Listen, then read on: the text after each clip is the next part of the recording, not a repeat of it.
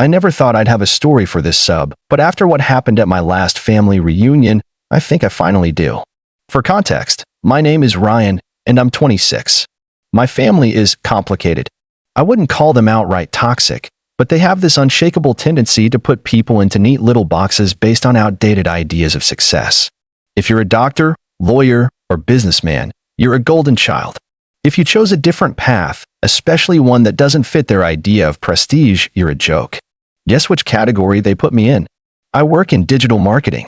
Not the glamorous, high-end corporate kind, but the type that involves freelancing, content creation, and helping small businesses grow online. It's a job I love. I make good money, more than enough to support myself, but because it doesn't come with an impressive title or an office in some high-rise building, my family never took it seriously. I'm used to the passive-aggressive comments, the little digs, the condescending questions about whether I have a real job yet. Normally, I just let it slide. But this time, something changed. The family reunion was held at my Aunt Linda's house, a big two-story place with a backyard large enough to fit 3 generations of relatives. These gatherings happened every summer, and I had learned to manage my expectations. I enjoyed seeing my younger cousins, my grandma, and the handful of relatives who weren't insufferable. But I also knew I'd have to endure the inevitable interrogation about my life choices. Uncle Mike was the worst about it. He was my dad's older brother, a man who had built his entire identity around being the successful sibling. He ran a car dealership, though from what I'd heard through the grapevine, it wasn't doing all that well. Didn't matter. To him, success wasn't about how well you were actually doing. It was about looking the part, wearing the right suit, driving the right car, having the right title. I was sitting at one of the patio tables, chatting with my cousin Jake about a trip he had just taken to Italy, when I heard the all-too-familiar voice behind me. Well, if it isn't the family disappointment. The words hit like a slap, loud enough for everyone around to hear. Conversation slowed. A few people chuckled awkwardly, the kind of laugh people give when they don't want to be part of something but also don't want to challenge it. I forced a smile before turning around. "Good to see you too, Uncle Mike." He had his usual drink in hand, sunglasses perched on his head, the smugness practically radiating off of him. "You still doing that internet stuff?" he asked, waving his hand vaguely. "You know, my buddy's kid just got a job at a big firm. Finance. Real money. But he's making a lot more than whatever TikTok nonsense you do." I exhaled slowly, already regretting being here. "I don't do TikTok. I work in digital marketing." Right. Marketing." He turned to my dad, who was sitting nearby. "Remember when Ryan wanted to be an engineer? Man, what a downgrade, huh?" More laughter. I glanced at my mom, hoping she'd say something, but she just gave me that look, the one that meant don't make a scene. Mike grinned, clearly enjoying himself. "Hey, at least he's not in jail or homeless, right? We should be grateful for the little things." And that was when I decided I wasn't going to let this slide. Not this time. I pushed my chair back and stood up, feeling my heart pound in my chest. Slowly, I reached into my pocket and pulled out my phone. The table went quiet. "You know, Uncle Mike," I said, my voice steady but sharp. I wasn't going to say anything. But since we're talking about success, maybe it's time the whole family knew a little secret. Mike's smirk faltered. I tapped the screen. The silence stretched across the patio. Conversations had died, and I could feel the weight of every gaze shifting toward me. My uncle's smirk wavered, but he recovered quickly, letting out a short, dismissive laugh. "Oh, come on, Ryan," he scoffed. "What? You gonna Google something to prove me wrong? Maybe show us some made-up numbers from whatever website you run." I ignored him and held up my phone, the screen glowing in the evening light. My hands were steady now. I wasn't backing down. "You like talking about success, right?" I said, my voice even. "You like comparing careers? Fine. Let's compare." I turned the screen toward him. It was a screenshot. My most recent invoice from a client, one of the biggest contracts I'd ever landed. The total amount? $22,500. A murmur rippled through the family. Someone let out a low whistle. My younger cousin, Jake, leaned forward, eyes wide. "No way. That's legit." I nodded. 1 month. From one client. For the first time in my life, I saw something unfamiliar flicker across Uncle Mike's face, uncertainty. He scoffed, but it didn't have the same bite as before. "Well, sure, but that's just one big payout. No way that's consistent. It's not like you have a stable job or benefits or..." I swiped again, pulling up my earnings tracker for the year. I tilted the phone so he could see. $190,000. More whispers. More eyes widening. Holy, Jake started, but my aunt shot him a look before he could finish. Uncle Mike swallowed, his expression shifting, but he wasn't ready to give up yet. That doesn't mean I cut him off. Now, let's talk about your dealership. His face paled. I glanced down at my phone again, scrolling to something else. See, I wasn't going to bring this up, because unlike you, I don't think someone's entire worth is based on their job. But since you clearly do, let's go over a few things. I tapped the screen, and this time, I wasn't showing an invoice. I was showing a news article. And right there, in bold letters, was the headline, "Local car dealership under investigation for fraudulent loan practices." The silence that followed was absolute. The color drained from Uncle Mike's face. His mouth opened slightly, like he wanted to say something, but no words came out. The entire patio was silent, every pair of eyes locked onto the headline glowing from my phone screen. Aunt Linda was the first to break the silence. What is that? I turned the phone so she and everyone else could see it clearly. It's an article from 2 weeks ago. Talks about a certain car dealership that's been under investigation for shady financing practices. Falsifying loan applications, inflating interest rates without customer consent, repossessing cars over clerical errors that weren't actually errors. I looked up, locking eyes with Uncle Mike. Sound familiar? His face was now a shade of red I'd never seen before. That's just rumors, he snapped, though his voice lacked its usual bravado. Some foolish customers didn't read their contracts, and now they want to blame the business. The media will print anything these days. I raised an eyebrow. Oh, really? I swiped again and pulled up another screenshot, this time from the Better Business Bureau. A full page of formal complaints against his dealership, each one detailing nearly the exact same fraudulent tactics mentioned in the article. I read one out loud. I was told my loan was approved at 4.2%, only to find out later they had signed me at 9.7% without my knowledge. When I confronted them, they threatened to repossess my car unless I paid cash up front. I glanced at him. Classy business move, Uncle Mike. Someone sucked in a breath. My dad shifted uncomfortably in his chair. Mike let out a forced laugh, but it sounded strangled. This is ridiculous. You can't believe everything you read online. Sure, I said, nodding.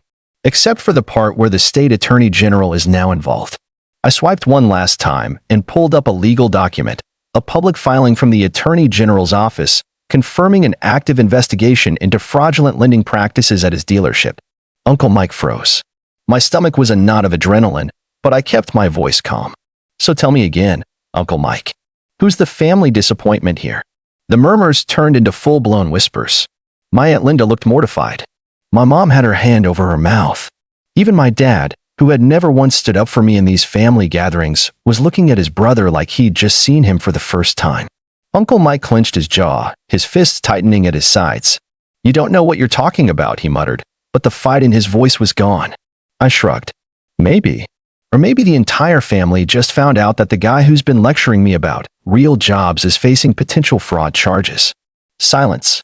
Then my cousin Jake, bless him, let out a low whistle. Damn, Ryan. You really did your homework. I pocketed my phone and gave Uncle Mike one last look. Yeah, turns out, researching things is part of my internet job. And with that, I turned and walked back inside. I didn't need to hear what happened next. The damage was done. I didn't stick around after that. The moment I stepped inside the house, I grabbed my keys and walked straight out the front door. I wasn't in the mood for more fake laughter, awkward glances, or hushed conversations about what had just happened. I had said what I needed to say. Let them deal with it. As I drove away, I could still feel the tension in my chest. Years of biting my tongue, enduring the backhanded comments, letting them make me feel like I wasn't enough. It had all built up to that moment. And for once, I didn't regret standing up for myself. Still, I wasn't expecting what happened next. A week later, my phone rang. I glanced at the screen. Uncle Mike. I let it ring. A minute later, another call. Then a third. Then a text. Ryan, we need to talk. Call me back. It's important. I ignored it. Whatever mess he had found himself in, it wasn't my problem. Then another text came through. Please. That made me pause. Mike was a lot of things, arrogant, condescending, full of himself, but he wasn't the type to say please. Curious, I answered his next call. Ryan. He started immediately, his voice low, almost urgent. Listen, Kid, I know things got heated at the reunion, but I need to talk to you about something serious. I didn't say anything, just waited. He cleared his throat. I might be in a little bit of a financial bind. I almost laughed. A bind? He exhaled sharply, like he was trying to keep himself from losing his temper. Yeah, a bind.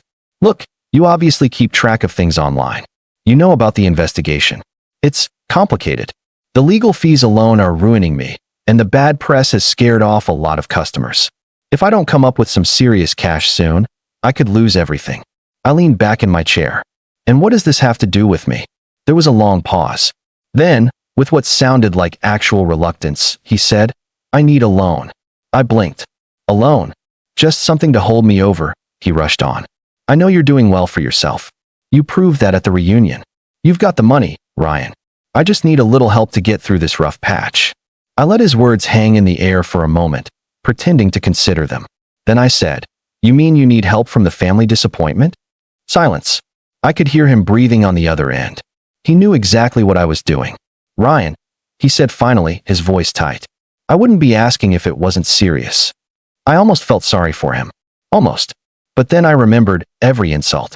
Every time he mocked my career. Every time he made me feel like I was lesser because I didn't fit into his narrow idea of success. I took a slow breath. And then I made my decision. I leaned back in my chair, staring at the ceiling for a moment while I let the silence stretch. I wanted him to sit in it. To really feel it. To understand what it was like to be on the other end of his treatment. What it was like to be the one asking for something and not knowing if he'd get it. Then, finally, I exhaled. You know, Mike, it's funny. For years, I've listened to you run your mouth about me. About my job. About how I'm supposedly some kind of failure. I chuckled, shaking my head. And now here we are. The successful businessman is calling the disappointment because he needs money. His voice hardened instantly. I wouldn't have to call you if things weren't so complicated, Ryan. You think I planned for this? No, I said. But I did. That shut him up. I continued, my voice calm, measured. See, while you were busy playing the big shot at family gatherings, laughing at my so-called internet job, I was actually planning for my future. I built something sustainable. I saved money. I invested. I didn't blow it all on fancy cars and golf trips. His breath hitched slightly, and I knew I'd hit a nerve. You have no idea what it takes to run a business, he snapped. Maybe not a car dealership under investigation for fraud. I shot back. He growled, and I could practically hear him grinding his teeth on the other end. Ryan, listen to me, he said, forcing his voice to sound controlled. I get it, okay? You had your little mic drop moment at the reunion. You made your point. But this isn't just about me. I've got a family to take care of. If I go under, a lot of people suffer. I scoffed. Now you care about people suffering? He ignored that. I'm asking for a loan, not a handout. I'll pay you back. With interest.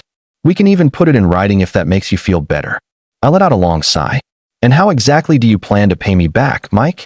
If your business is hemorrhaging money, if you're barely staying afloat, if you're already drowning in legal fees, where's my money supposed to come from? He hesitated. Things will turn around. I laughed, shaking my head. Yeah? You really think people are going to forget about all this? That customers will just magically trust you again? I have connections, Ryan, he snapped. I know people. Once this blows over, I'll be fine. Then ask those people for money, I said simply. Silence. And then, for the first time, I heard it.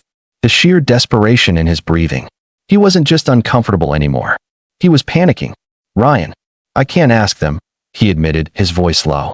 They're already pulling away. Investors are backing out.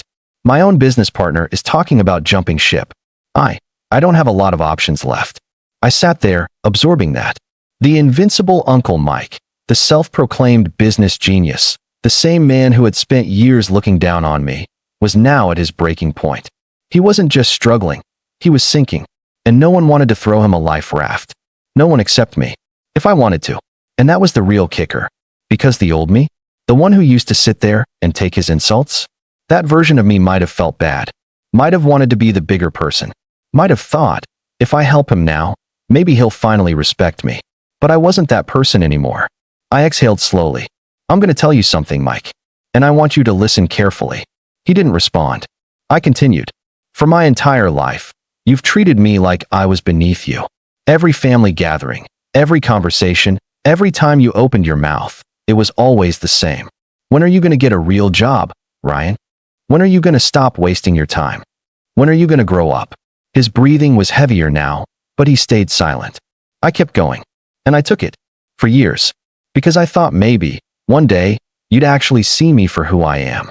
That maybe, if I proved myself, you'd finally stop looking down on me. I let out a dry chuckle. And you know what? I did prove myself. I'm making more money than you ever did. I built something real. And now, the guy who mocked me for not having a real job is begging me for money. That one hit hard. I felt it through the phone. So tell me, Mike, I said, why would I help you now? His composure cracked. Because I'm your family. Ryan, he exploded. That's why? Because family doesn't turn their backs on each other. I let that hang in the air for a second before responding, my voice ice cold. Funny. You didn't seem to care about that when you were calling me the family disappointment. Silence. And then, I heard it. The shift. The moment his desperation turned into rage. Oh, I see how it is, he sneered. You're still some insecure little punk, aren't you? You think just because you got lucky with some internet money, you're better than me? I smirked. I don't think it, Mike. I know it. He lost it. You ungrateful little brat, he spat. I've been in business longer than you've been alive. You think your little online gig makes you smarter than me? You think it makes you successful? You're still just some nobody with a laptop, sitting in his apartment, pretending he's a big deal. Meanwhile, I built a real business. I had employees. I had assets. I had a business. I interrupted. Had. Past tense. The silence that followed was deafening. He was fuming, but I wasn't done yet. You want to talk about success, Mike? Let's talk about it. Because real success isn't just about money. It's about respect. It's about trust. And right now, you have neither. Your customers don't trust you. Your business partners don't trust you. Your own family doesn't trust you. And that's not because of me. That's because of you. He had nothing. No comeback. No defense. Just heavy, angry breathing. I let out a slow breath. You burned every bridge, Mike. You ran your mouth for years, and now, when you finally need help, there's no one left. And then, for the final blow, welcome to being the family disappointment. I hung up, and for the first time in years, I felt free. It's been a few months since that phone call, and honestly, I haven't heard much from Uncle Mike since. Word spread fast through the family that I refused to help him, and, predictably, there was some backlash. My mom called me a few days after it happened, saying I should have been the bigger person. My aunt tried to guilt-trip me with the whole "buddy's family" speech. A few cousins texted me, basically fishing for gossip. But here's the thing, I didn't feel guilty. Not even a little. Mike wasn't some innocent guy who hit a rough patch. He was a grown man who spent his entire life belittling others while pretending he was untouchable.